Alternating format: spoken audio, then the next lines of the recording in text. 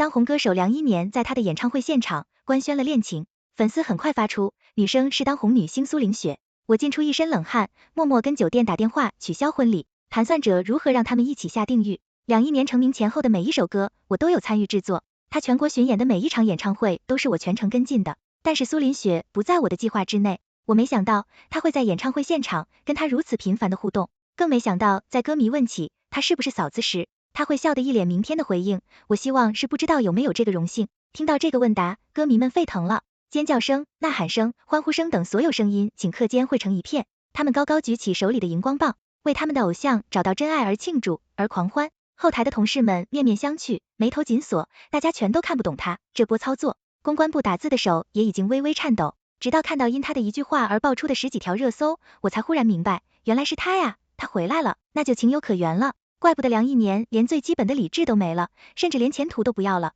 在这个世界上，能让梁一年不顾一切去奔赴的人，只有苏玲雪。只是他不知道，此时跟苏林雪绑在一起，无异于给自己判的死刑。还好目前只是互动，还在可掌控之内。在我绞尽脑汁想着如何紧急公关时，苏林雪竟捧梨树花，缓缓走到舞台中央，在众目睽睽之下给梁一年一拥抱，然后接过话筒说：“梁一年，我现在就回答你，你有这个荣幸。”那一刻，我感受到前所未有的疲惫，全身的力气都被耗光了。台下的歌迷再一次沸腾，网络再一次瘫痪，热搜再一次爆了。梁一年苏林雪官宣恋情，梁一年初恋破镜重圆，他说他只唱给他听，他说他答应了。表面看上去，网友们磕碜磕死，不管是不是梁一年的歌迷，也不管是不是苏林雪的粉丝，都被他们的这波表白感动得稀里哗啦。家人们谁懂啊？我人没了，太甜了太甜了！你们留意到梁一年的眼神了吗？他好生气，我好爱啊！苏林雪不是刚回国，这么快就官宣了，看来他等他好久了，太幸福了家人们，我柯得 CP 成真了。以前就看他俩经常互动，没想到是真的，偶像剧召集现实了，民政局搬来给我原地结婚，但我知道这只是假象，真相掌握在为数不多且很快就被吞没的评论中。梁一年不是有女朋友吗？什么时候跟苏林雪在一起的？互联网没有记忆了吗？苏林雪校园霸凌了，你们忘了之前那个新人女演员是怎么死的吗？就是啊，去国外躲几年回来就能继续赚钱，这不就是炒作吧？梁一年也不是这个路子，实力派男歌手跟流量女明星，这波混搭看不懂。梁一年就是自寻死路，早晚得退圈，蹲一个，觉得楼上是预言地。老板看到热搜后大发脾气，谁让他这首官宣恋情的？跟公司商量了吗？给他的人设和定位是这样的吗？才刚红多久啊，这就飘了，他是不是不想干了？我刚想解释，被他打断，我不管，你的人你负责，解决不好这件事，别回公司了，直接回家。嘟嘟嘟，他挂断了，我听着电话那头的忙音，只觉得头嗡嗡作响，好像有人在我脑子里放烟花，噼里啪啦，怎么都不肯停下来，太吵了。黎生姐，怎么办？咱们是不是要失业了？助理沈月满脸担忧的看着我，我刚想安慰她，便看到梁一年跟苏林雪一起过来了。彼时的苏林雪正挽着他的手臂，宣布主全班，很是得意。我眼神示意梁一年，解释一下吧。对不起生生，我跟苏小姐只是炒作，主要是为了电影的宣传造势，事先没跟你商量，说我考虑不趴。不等他说完，我抬手给他一个响亮的耳光，他偏过头去，愣着在原地，一句对不起就完了。你知道这样做会给公司带来多大的影响吗？你知道有多少同事会因为你而失业吗？你忘了合同条款里怎么写的？想解约可以提前说走正规流程，没人会拦你。提前找好下家，把前东家推到风口浪尖上，谁教你这么做人的？梁一年，你红这么几天，是不是忘了自己怎么爬上来的？你凭什么打他？苏林雪冲我吼起来，你不就是嫉妒吗？嫉妒一年选了我气了你，没必要说的那么观点堂皇，你这是公报私仇懂吗？林雪别说了，苏一年打断他，顺手把他拉到身后，我微微抬起下巴看着苏林雪，我跟我公司的人说话，轮得到你插嘴吗？还是你觉得上赶的当小三很光荣？你算什么东西，敢这么跟我说话？你知道我是谁骂你？梁一年又一次打断他，他说我制片人，你说话客气点。哦，只是制片人吗？其实苏林雪并非不知道梁一年是我男朋友，她只是不在乎，她觉得只要梁一年还是爱她的，那他就是属于她的，管他此时正跟谁在一起的。可是很不巧，他是跟我在一起，我这人眼里揉不得沙子，两个女人抢一个男人这种事，我是不屑感的。如果你不能满眼都是我，那就别惹我，如果惹了，那就只能去死了。于是我一字一顿跟梁一年说，你私自官宣恋情违约在先，按照合同规定赔偿违约金，从现在开始，你跟大娱乐没有任何关系。至于我跟你，也正式分手，没有任何关系。说完把解约通知书砸到他身上，签字吧。他犹豫了，无比难堪的看着我，生生，你非得这样吗？回答他的只有我转身的背影，拿出手机给陈燕之发信息，陈先生，你之前说的合作我同意了，明天来公司面谈。陈燕之是我很早就物色好的黑马歌手，也是替代梁一年最好的人选，无论是外形、唱功、人气、学历还是家世等，全都是无可指摘的。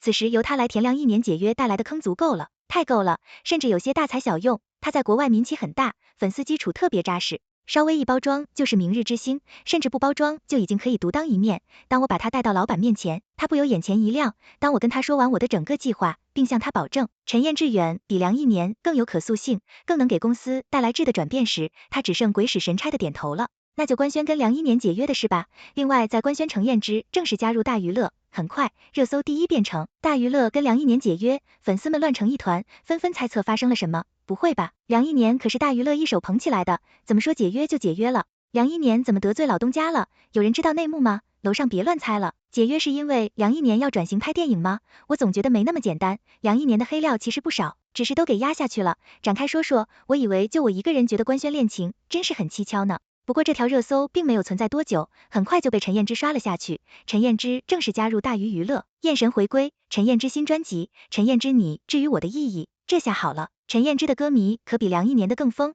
他们直接给热搜词条加上一个紫红色的豹字。当然了，有一部分是我推波助澜的结果，只是这不重要，重要的是大家看到了陈燕之的影响力，也看到了陈燕之要跟大娱乐合作的消息。老板看着飞速飙升的浏览量和讨论量，总算露出了满意的笑容。毕生啊，要不怎么说你是金牌制作人呢？公司没了你，那根本不行，你竟然连陈燕之这种大瓦都挖得到。我笑笑，老板哪里的话，都是您带的好。其实老板能那么干脆放梁一年走，除了陈燕之可以轻易替代他以外，还有一个更重要的原因，这个原因的后果他是知道的。如果不解约，就等于给公司买一颗炸弹，炸了，全部人都得玩完。而这也是我给梁一年准备的分手礼物，是他背叛我必然要付出的代价。回到家时，强忍着疲惫，把梁一年的东西全部丢出去，把和他之前拍的合照全部剪碎，然后再给婚庆公司打电话，告诉他们婚不结了，订单取消。李小姐，怎么这么突然？距离婚礼可就只有1个多月了，您花那么多心思准备，没事取消吧？新郎死了，没办法，那您节哀，只是定金不退的哈。我知道。挂的电话，我在沙发上盘腿坐下来，脑海里闪过这几年跟梁一年相处的点点滴滴，对我觉得一阵窒息。我初次见他时，他还只是98的驻场歌手，他有嗓音很独特，唱情歌时非常投入，有一种当下男歌手不具备的破碎感，即便周边很嘈杂，听他的歌依然会觉得内心平静。在如今日益浮躁的娱乐圈，他是很稀缺的存在。我把名片递给他，问他有没有兴趣跟我走，他看着我的名片发呆，然后目光在我脸上停留。黎生，你是黎生？怎么，你认识我？当然，做我们这一行的，谁不知道圈内最有名的制作人就是黎生呢？我很喜欢你之前的填词和作曲，你是我的偶像。我客气的对他笑笑，内心涌进一股暖流。人人都知道我是音乐制作人，很少有人知道我真正热爱是音乐创作，而非制作。后来的相处里，我们就创作本身深入交流，是彼此为知己。当他的第一个专辑大爆时，他鼓起勇气向我表白，说他想离我更近一点。当他拿下第1个音乐大奖时，他向我求了婚，说他的余生只想跟我一个人有关。我曾以为我们是相爱的，曾以为他对音乐是有惊为心的，直到后来他初心不在，突然跟我说他不想做音乐了，他想去拍电影。从那时开始，我们便渐行渐远。直到后来苏林雪出现，我才知道真正的原因。苏林雪是他的初恋，他背着我跟他就情复燃了，以至于他刚回国，他就迫不及待地宣布了跟他的恋情。即便那时他还没跟公司解约，即便那时他还没跟我分手，他并非不知道这么做的后果，他只是不在乎。正如苏林雪不在乎他有女朋友一般，他们是同样的人，同样的自私，同样的烂，只是他终究看错了我。我能一手成就他，自然也能一手毁了他。他在谁恋爱都可以，他是不是跟我分手我也根本不在意，但他绝对不能坏了我在业内的口碑，影响我事业的发展，否则我会让他怎么上来就怎么下去。陈燕之的新歌一炮而红，公司将所有的资源都向他倾斜，很快便着手准备发的人专辑。我作为首席制片，在紧跟音乐市场趋势的前提下，结合他擅长的风格和类型来制定发展方向，让他的作品更具特色，也更具市场竞争力。他的粉丝和人气等在短时间内实现暴涨，新歌很快便霸占各大平台的榜单，可以说我们打了一个很漂亮的翻身仗。老板一高兴，将庆功宴的地点定在一座景色优美的海岛上，大家一起多日来的疲惫，喝了很多酒，话也随之多起来。说实话，在咱们公司，我最佩服的就是升级。梁姐约给公司挖下那么大的坑，她一声不吭就给填上了，真是厉害。你是升级，我们知道你跟梁的关系，你对他的付出，我们都看在眼里，你们放心吧，他的报应很快就来了。我听说他接的那部电影根本不是男1号，最多就是个跑龙套的，真的吗？那可太好了，起风了，有些凉，我下意识打了寒战，试图结束这个话题。大好的日子，别聊这些晦气的往事，我跟他只是工作关系而已，只是工作关系。一道清冽的男声在我身后响起，所有人齐刷刷看过去，是梁一年。他走近我，逼问道：现在提起我，你都觉得晦气吗？不然呢？老板见状走上前，将我拉在身后，你来干什么？叛徒！他的目光依旧紧盯着我不放。为什么不经我同意就将会约取消了？我没同意跟你分手，黎生。我扑哧一声笑出来，还没回答，陈燕之过来了。他顺势将自己的外套披在我肩上，说了句小心着凉。我笑着对他说声谢谢。梁一年见状瞬间沉下脸，你是不是喜欢他？你是不是因为他才跟我分手的？你要脸麻梁一年，我终于受够了，你来这发疯是什么意思？不想跟我分手是吗？好，我成全你。我打开手机开始录视频，来说向全网公布，我才是你女朋友。苏凌雪只是个臭小三，你敢承认我就跟你复合，你敢吗？不敢就给我滚蛋。他正在原地再也说不出一句话，良久才缓缓开口，你别这样黎生，我是有苦衷的。其实你爱怎样怎样，用不着在这有心我。说完我转身就走，海风在我脸上胡乱的吹，再也没有为他流过一滴泪。很不巧，梁一年来找我的事，当晚就被人发到了网上，不过只发了前半段。到陈燕之位，我披外套结束。尽管如此，那句我没同意跟你分手，还是瞬间将梁一年和苏林雪两个人推到风口浪尖上。网友对他们口诛笔伐，疯狂艾克两人，让他们给个解释。那位穿黑色吊带裙的小姐姐，是不是梁一年之前的制片人？我在活动现场见过她，他们是情侣关系吗？天啊，不会吧！苏凌雪是第三者，太恶心了。梁一年这是公开出轨，我早就说两前脚刚官宣恋情，后脚前公司就发了解约通知，这是肯定有蹊跷。眼神是不是喜欢这骗人小姐姐？眼神好温柔，我大概瞄了一眼评论，甚至满意。不过热搜仅仅存在了几分钟，很快就被撤掉了，连同那些评论也奇迹般的消失了。网上一片平静，像什么都没发生过一样。他们的公关能力不愧在行业内首屈一指。没关系，我要的就是这种效果，只要浮上水面，就会有人深挖，挖着挖着就会发现究竟谁华丽的桃子下长满了虱子。只是这一切并没有瞒过陈燕之的眼睛，他在私下无人时突然跟我说，黎生，我不介意你利用我，我甚至可以帮你，你知道了。当然，从你提议来这个岛上举办庆功宴我就知道了，我查过梁一年的行程，他刚好在这拍 MV， 只是不好意思，给你披外套是我给自己加的戏，既然你知道有摄像头在拍，不怕受连累。他摇摇头，我可能比你更希望他们去死。我有些惊讶的抬眸看他，他赢得海风娓娓道来，你还记得前几年有个新人女演员自杀了吗？对外称工作压力太大了，抑郁症发作。其实不是，他被潜规则了。他当时签约的公司就是苏氏娱乐，苏林雪家的公司。他点头，他自杀前发了条微博，叙述整件事情的经过，但很快就被封号了。后来有人作证说他有精神病，这件事便不了了之。我想起来了，印象中是个很漂亮很可爱的年轻女孩，当时她发微博澄清说自己遭受了剧组霸凌，但没有人信她，还说她曾热度。这件事似乎跟苏林雪有关，这就是她去国外发展的原因，她在逼风头。我在国外这几年一直在调查这件事，刚有眉目你就跟我取得了联系。当我知道苏林雪跟梁一年的关系，而你想利用我报复梁一年时，当即决定跟你合作。黎生，你有智慧有手段，有能力有资源，于公于私，我都没有拒绝你的理由。或许我们不仅是合作伙伴，还可以是朋友。我内心一阵凄然，可以冒昧的问一下，你跟那位新人女演员，她叫陈乐优，是我的妹妹。原来如此，第一次意识到我对陈燕之的了解并没有我以为的那么多，同时也意识到扳倒苏林雪并没有我想的那么容易。但能确定的是，有陈燕之的帮忙，很多事做起来会更加顺手。这次热搜事件算是给梁一年和苏林雪的一个敲打，目的是告诉他们，我没这么容易善罢甘休。我在挑衅他，逼他对我下手，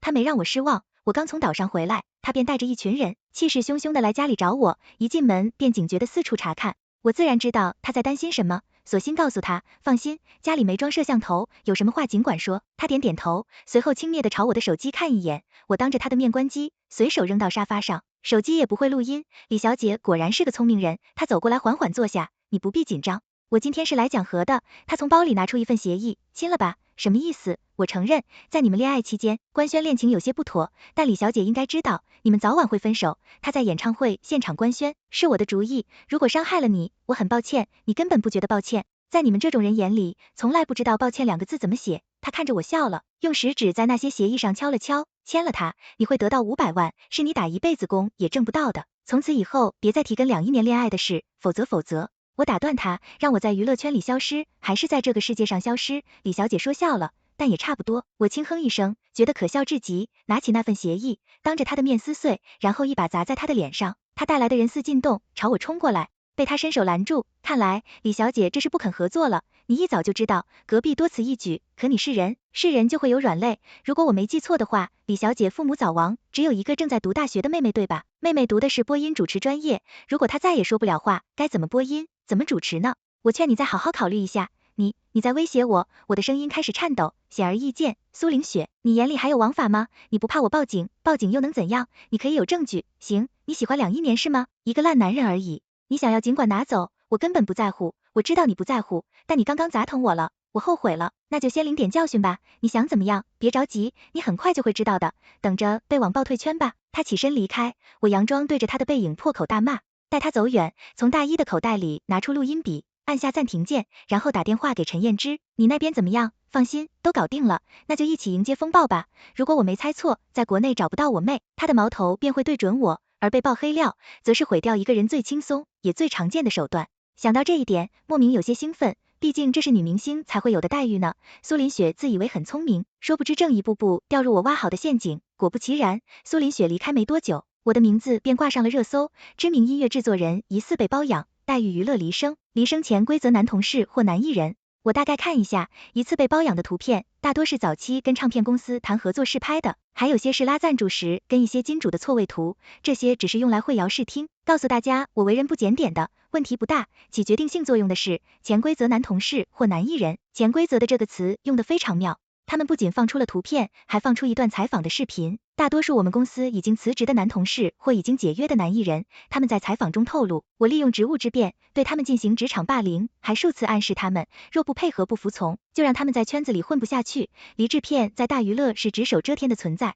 老板都说公司离了他不行，正因如此，他才敢这么猖狂。我跟他一起出差，他多次暗示我晚上去他房间，他还在半夜时分敲过我的门。主持人问，外界有传言，良心男艺人曾是他一手捧出来的，两人疑似恋爱关系，这件事属实吗？什么恋爱关系？他单方面喜欢人家而已，良心男艺人是有女朋友的，俩人曾是异国恋，经常因为他吵架。主持人又问，那么后来这位男艺人跟公司解约，是不是因为不堪其扰呢？对，他宁愿赌上前途，也要跟他划清界限。看完这段采访视频，我心满意足的点点头，他们的确下足了功夫，的确可以将我置于死地。网友们也这么认为，他们将矛头纷纷指向我，在我的微博下口图芬芳，用被包养的钱再去潜规则小哥哥，你玩的挺花呀大姐，我就说你怎么可能是梁的女朋友，他怎么看得上你，原来是蹭热度啊，真够不要脸的，职场霸凌，潜规则男同事或男艺人，真恶心，我要吐了，这女的看着就不像个好人，差点因为你冤枉了苏林雪，原来你才是小三，自己退圈吧，否则出来一次骂你一次，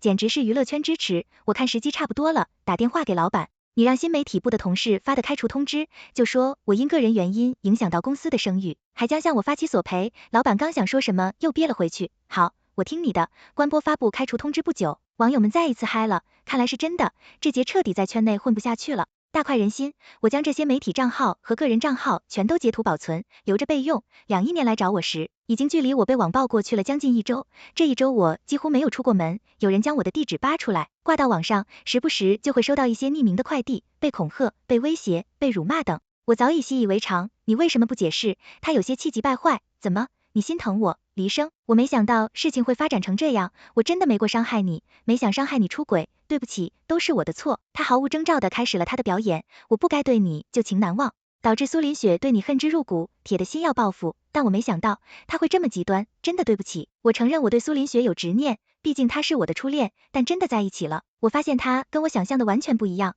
他简直是个疯子。我们分手后我才意识到，我爱的人是你，黎生，是你一手打我捧出来的，没有你就没有现在的我，我不该恩将仇报。你说完了吗？我没耐心听下去了，我知道你不会原谅我，但至少给我一个赎罪的机会，可以吗？可以呀，你想怎么赎罪？他略作思考道，我可以等拍完这部电影，找个理由跟苏林雪分手，然后再跟你在一起，这样就不会有人再怀疑你，或者你干脆别工作了。苏林雪说他会将我捧成影帝，到时候我来养你。哦，也就是说你要背着他金屋藏娇，让我当你的金丝雀。我彻底笑了，你这样做对得起他吗？这不还是恩将仇报吗？到底是有经验啊，这种事做起来得心应手。2亿年，有没有人跟你说过，你真的很贱，不仅贱还蠢得厉害？你走吧，我就当你今天没有来找过我，否则我让你跟我一起挂在热搜上。听到最后一句，他瞬间起身离开了，我忍不住笑出声。说到底，他谁都不爱，他只爱他自己。我也好，苏林雪也罢，在他眼里不过只是一把梯子而已。他想站得更高，便踩着我们一路往上爬，谁更好使，他就跟谁在一起。他或许真的愧疚过，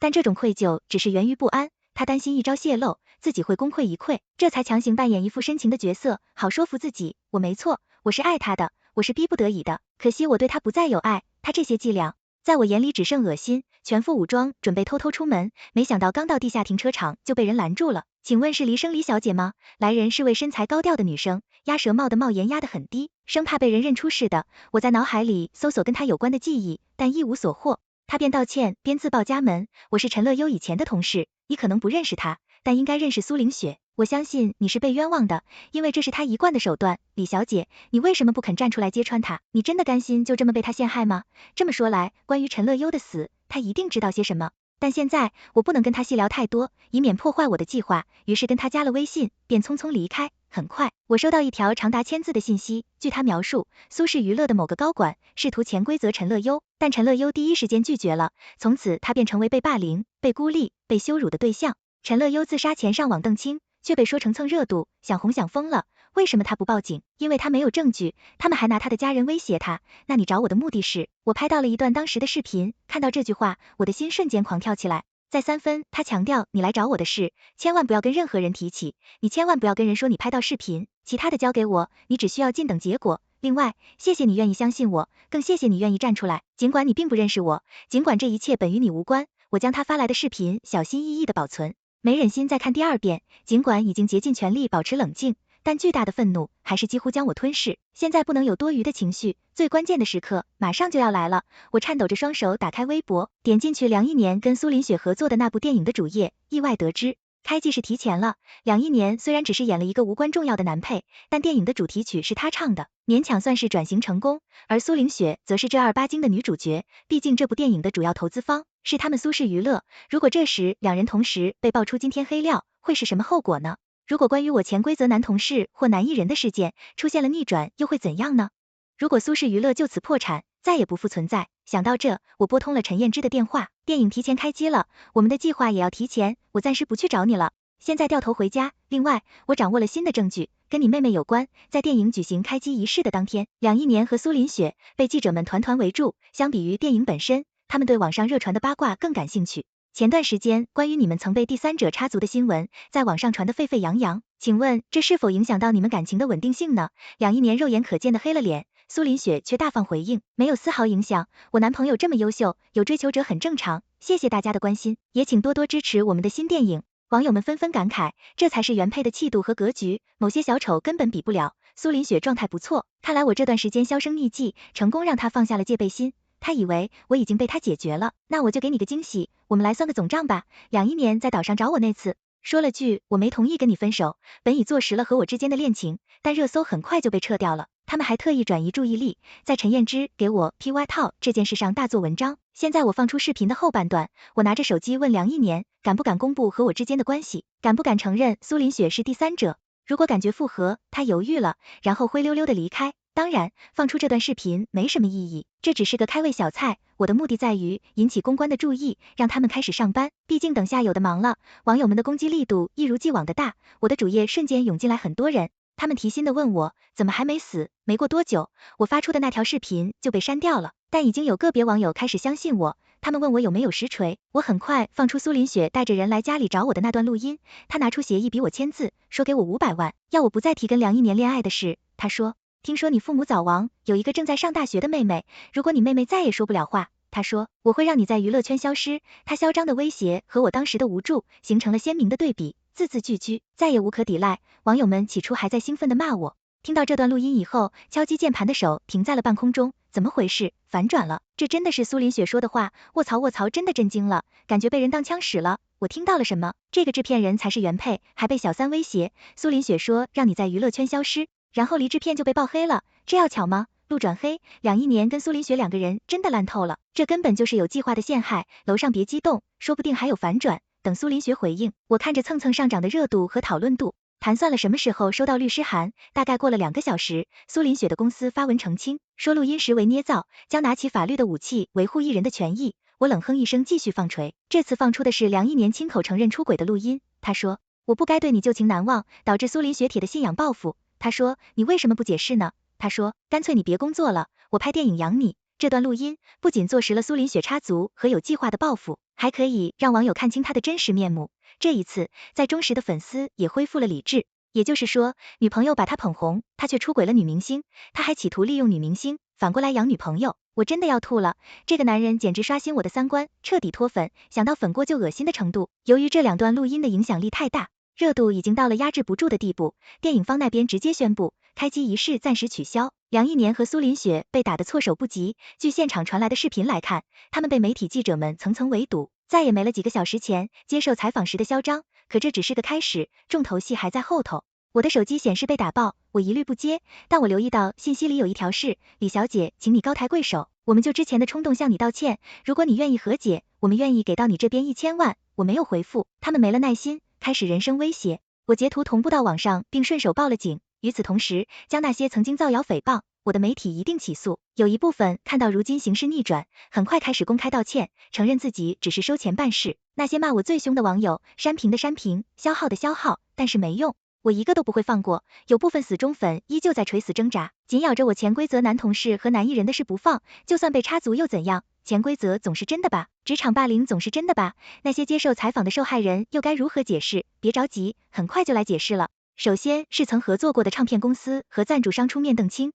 跟李小姐之间只是纯粹的工作交流，不存在所谓的被包养，一直信任李小姐的人品。其次就是那些接受采访的男同事和男艺人们承认自己被威胁，做了伪证，有聊天记录、转账记录以及录音等作为证明。这里要感谢陈燕之，他在背后做了不少工作，事已至此，他们手里最后的筹码一个也没了，一切真相大白。我满意地刷着微博，看着自己的节奏，有一种热泪盈眶的冲动。这段时间的努力总算没有白费。截止到目前，关于苏林雪的热搜已经不低于20个，其中大爆的有5个。苏林雪致3当30锤，苏林雪威胁原配，苏林雪滚出娱乐圈，两亿年烂人，向黎生和大娱乐道歉。看到大娱乐4个字，我才想起打个电话给老板。没想到还没开口，便被他堵住了。黎生啊，我都明白，你什么都不用解释，我就知道，相信你是对的，还好听你的得良1年解约了，不然后果不堪设想。还是那句话，公司离了你不行，谢谢老板，都是你教的好。别，离这片谦虚，这我可教不了你。挂掉电话后，发信息给陈燕之，我的任务完成了。他秒回，好，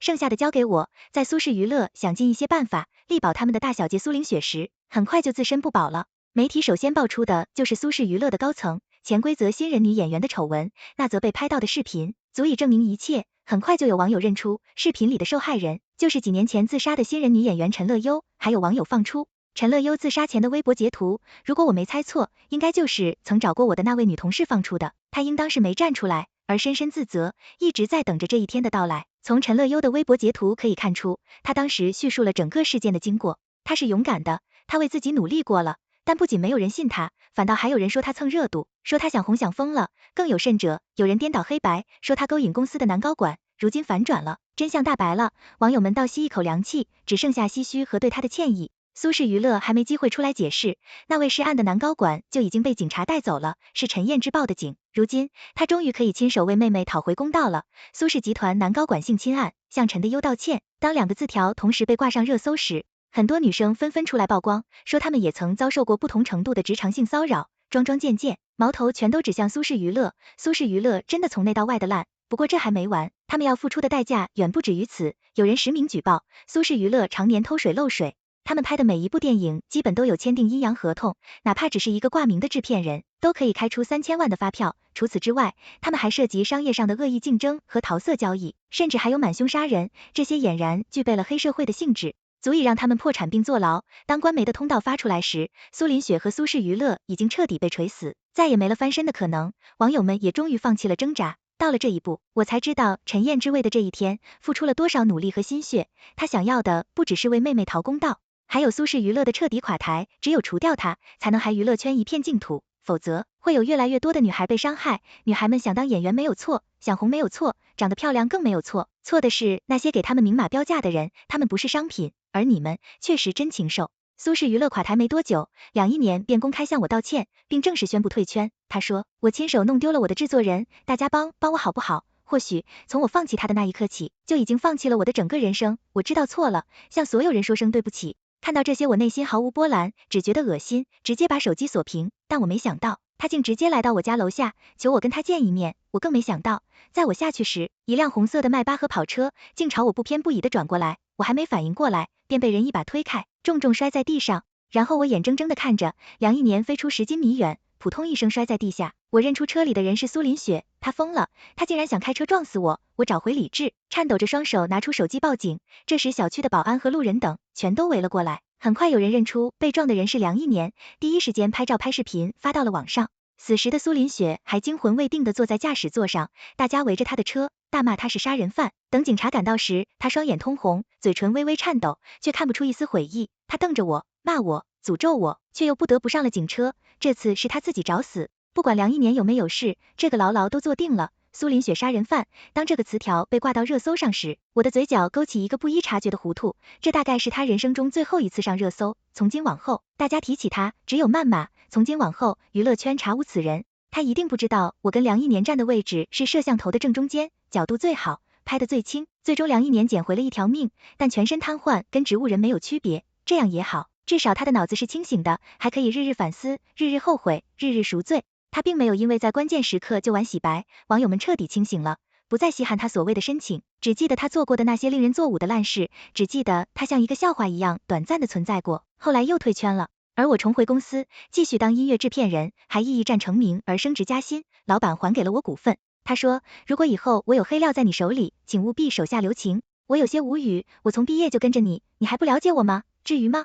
黎生啊，了解归了解，我只是有些后怕，好吧，那你别得罪我。后来，陈燕之在我们公司的鼎力扶持和包装下，迅速成为一线男歌星，一时间大红大紫，他成为我们公司的活招牌。我总算向公司证明了，我的眼光没有错。他在第一场个人演唱会大获成功之后的庆功宴上，对我举杯致谢。他说，黎生，遇到你是我的荣幸。我笑着回他，彼此彼此。一口酒下肚，胃里暖暖的，心里也是全能完结。